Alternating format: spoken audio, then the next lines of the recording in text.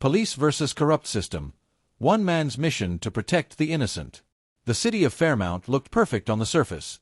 Modern skyscrapers, glistening lights, and clean streets. But beneath the surface was something toxic. Corruption so deeply rooted it poisoned everything, from the courts to the police stations. Detective Elijah Cole knew it. He'd seen good cops get pushed out, honest men framed, and criminals walk free with just a whisper in the right ear. But he had played the game long enough. And tonight, he was done watching from the shadows. It began with a late-night call. A teenage boy, Adrian Bell, had been arrested for a robbery gone wrong. An elderly shop owner shot dead, cash missing. The evidence: a gun planted in Adrian's backpack, a masked figure matching his build seen on grainy CCTV. But something didn't add up. Elijah was at the precinct reviewing the report when he heard a whisper from Officer Maynard, a rookie barely 6 months in. "They're pinning this on the kid. I saw the arrest. That gun wasn't there when we searched him." Elijah froze. He stared at the photos again. The way Adrian looked terrified. The inconsistencies. "This wasn't justice," Elijah murmured. "This was a setup." Elijah pulled the surveillance logs, reviewed dashcam footage, and checked the officers' body cams. One of them had a 7-minute gap. That's when the evidence had appeared. He went to IA, Internal Affairs, but was met with smirks and stone faces. "You're poking where you shouldn't, Cole," said Lieutenant Marlowe, the man Elijah once trusted. But Elijah couldn't let it go. He'd seen Adrian's mother cry behind the glass, clutching a Bible and saying, "My son's never held a gun in his life." That night, Elijah began his own investigation, off the books. The deeper he went, the darker it got. Corrupt officers were working with a powerful businessman named Victor Crane. Crane funded a private prison 2 counties away. The more arrests, the more inmates, the more government funding he got. False arrests. Framed kids. Forced confessions. And Adrian, he was just another number in Crane's machine. Elijah couldn't believe what he was reading in the confidential files he hacked from a retired server. Officers listed as cooperative in Crane's internal logs. Judges receiving bonuses. This wasn't just corruption, it was industrialized injustice. Elijah needed undeniable proof. So he posed as a dirty cop looking to cash in. He approached one of Crane's men, wired with a mic, hidden cameras on his collar. "I want in," Elijah said coldly. "Tired of working clean and broke." The man grinned. "You'll fit right in." What followed was a horrifying download, audio of frame-ups, locations where weapons were stashed to plant, judges Crane had dinner with. Elijah had it all. He passed the footage to a trusted federal contact.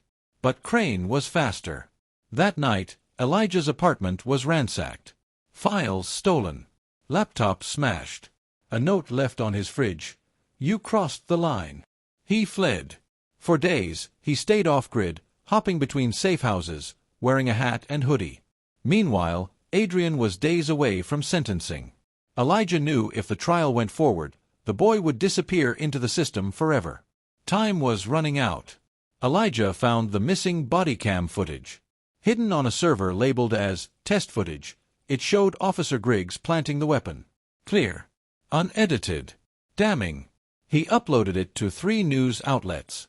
Sent copies to the FBI, DOJ, and a dozen human rights lawyers. Then he called in a favor. That morning, federal agents swarmed the Fairmount precinct. Arrests were made live on camera. Griggs. Marlowe. Even Victor Crane.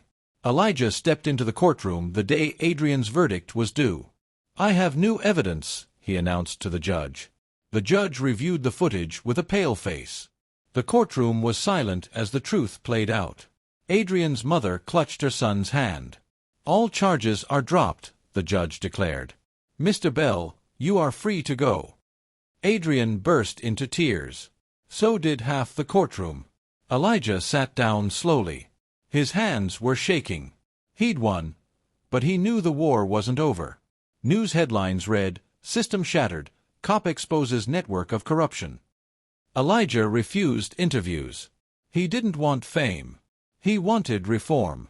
He founded an independent unit, the Shield Line, dedicated to investigating corruption in law enforcement. He knew it was dangerous. But if he didn't stand for the innocent, who would? In a quiet office filled with newspaper clippings and case files, Elijah stared at a photo of Adrian smiling. He lit a cigarette, then whispered to himself, "One down, thousands to go." And he got back to work.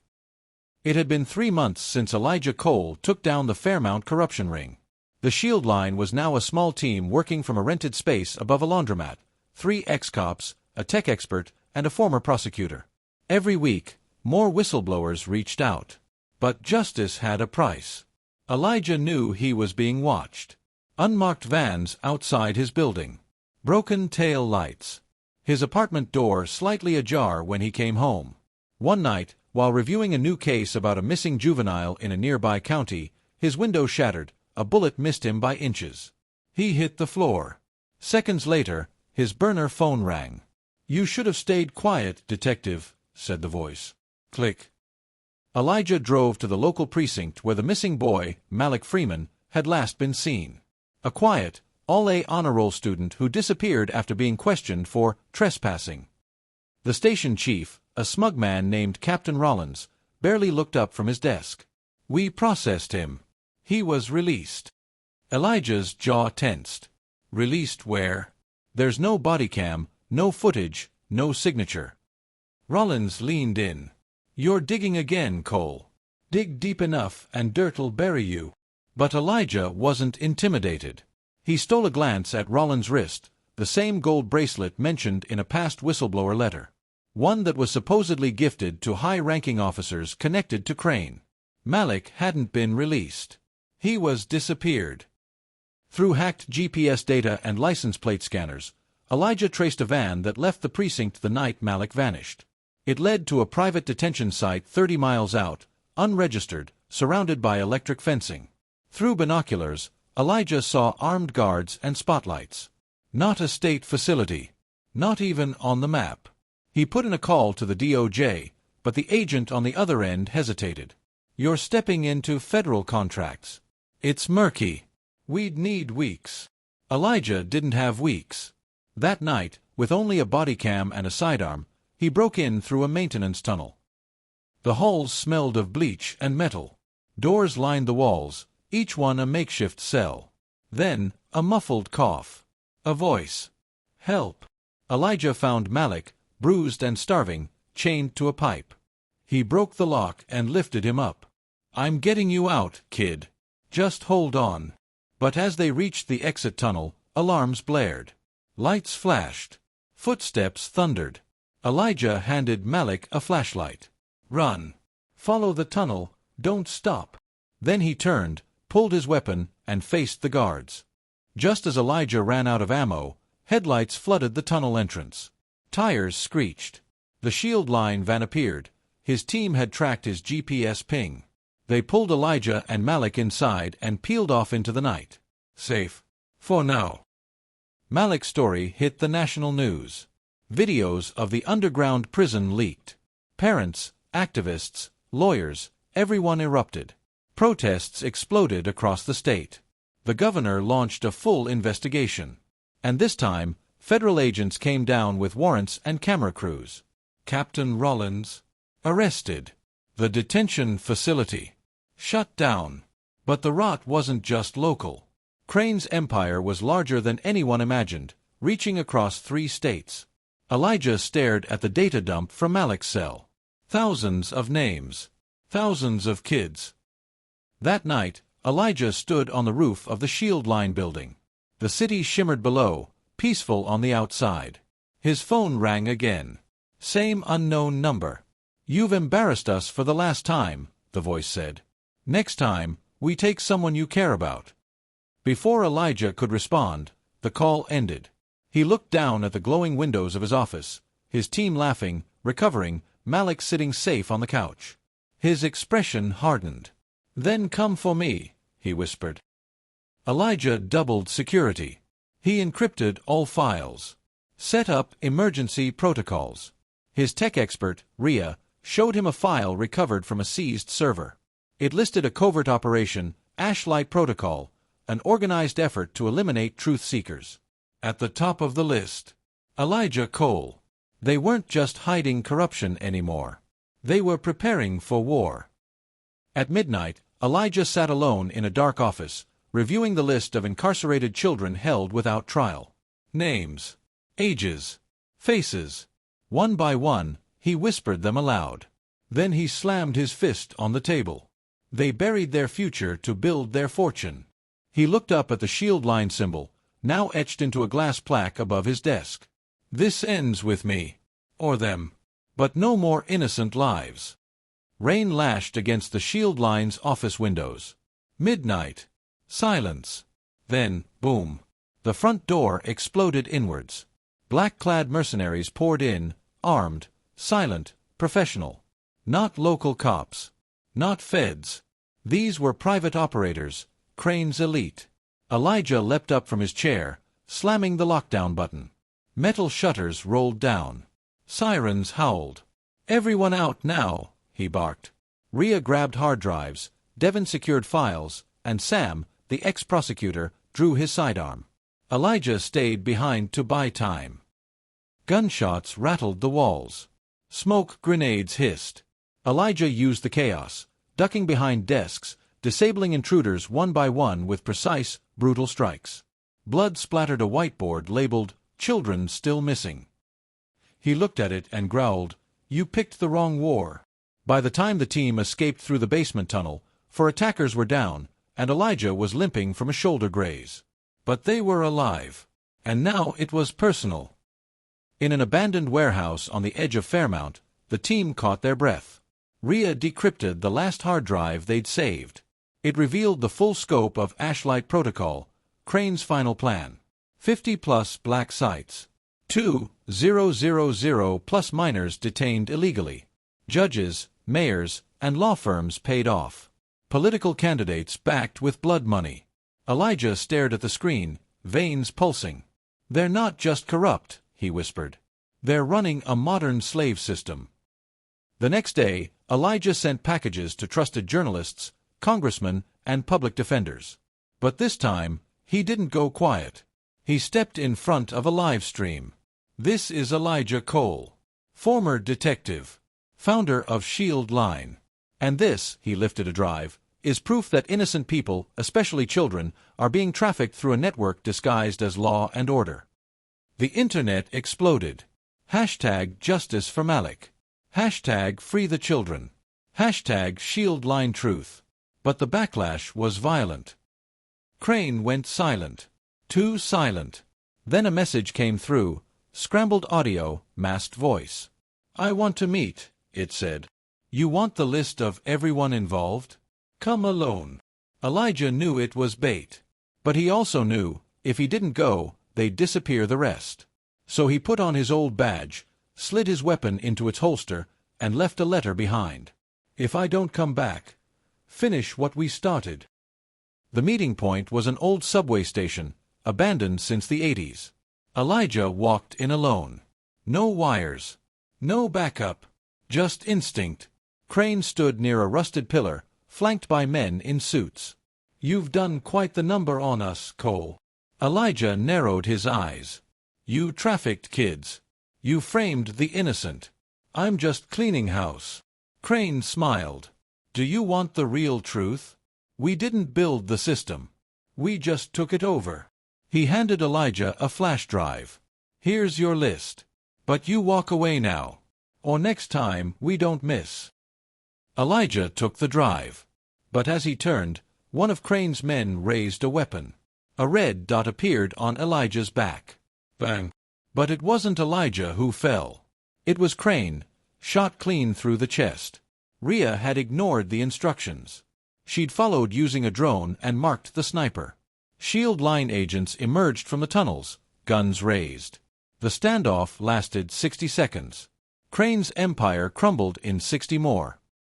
Federal agents, this time legitimate, swept across 3 states, busting sites, arresting dirty judges, freeing victims. The news called it the largest domestic human trafficking exposure in U.S. history. Elijah watched it all unfold from a hospital bed, bandaged and pale but alive. The president himself issued a statement.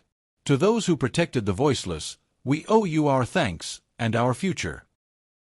Back at Shield Line HQ, now fully rebuilt and heavily guarded, Elijah opened a package addressed only to the one who fought. Inside was a letter. Handwritten. From Malik. "You saved my life, sir. But you saved thousands more after me. I hope one day I can fight like you." Elijah folded the letter slowly.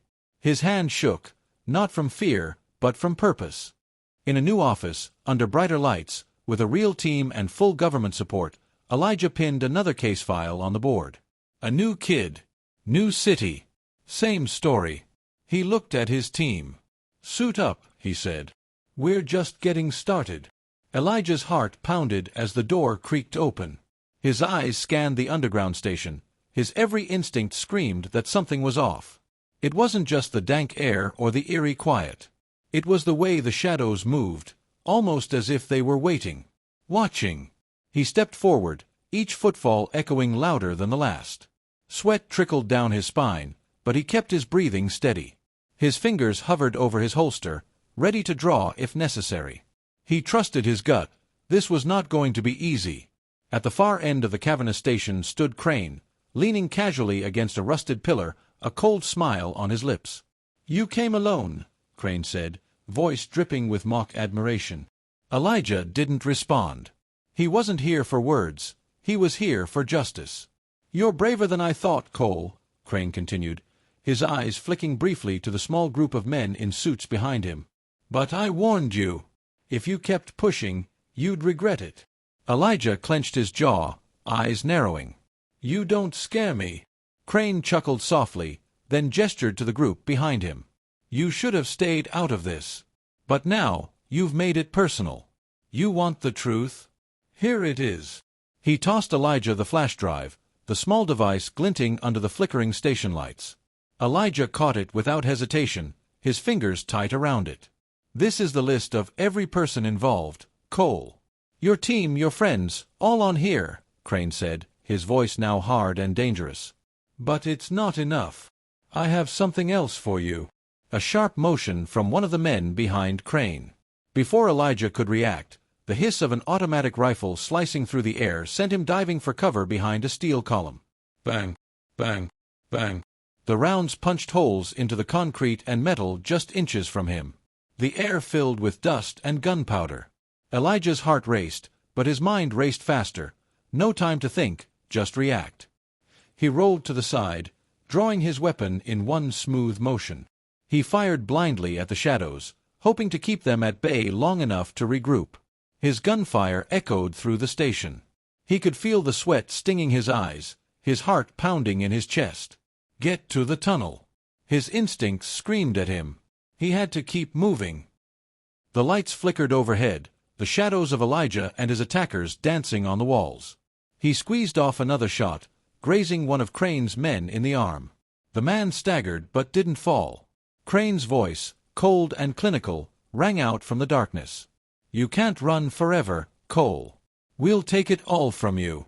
One by one. Starting with your team." Elijah's heart clenched. He couldn't let them hurt anyone else. Not after everything. Stay focused. He dropped to one knee, scanning the dark station for movement. The sound of footsteps echoed as his attackers closed in. This was it, the moment where either he ended this or they ended him. But then, something changed. A high-pitched whine filled the air. A whirring noise that made every nerve in Elijah's body tighten with recognition. Drones. Before he could react, a bright light flashed in the distance, and a small drone zipped past him, hovering just high enough to avoid his line of sight. Then came a burst of gunfire from another direction, further down the tunnel. The attackers paused, looking around in confusion. It was the perfect distraction. From the darkness came the sound of tires screeching, then the roar of a powerful engine. "Move, Cole!" shouted Rhea's voice through his earpiece. "We've got your back." The Shield Line van screeched to a halt at the edge of the station, headlights blinding the mercenaries. The doors swung open, and Elijah's team stormed out, guns raised, eyes scanning the shadows. Rhea, a grin on her face despite the chaos, tossed Elijah a small device, a remote jamming unit. He quickly slapped it into place. The drones around the station began to sputter and crash to the ground as their signals were scrambled. "Clear the way!" Elijah shouted as he took cover behind a pillar, firing another round toward the attackers. The mercenaries, outgunned, outmanned, and now in the open, tried to make a run for it, but they were too slow. Shield Line's operatives moved with precision, taking them down one by one without hesitation. As the dust began to settle, a sharp voice echoed through the empty train station. A voice Elijah knew all too well. "You've made a serious mistake, Cole." Elijah's head snapped to the side. He didn't need to look to know who it was.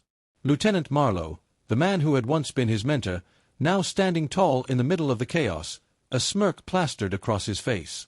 "You," Elijah growled, his weapon raised. "I should have known." Marlowe chuckled.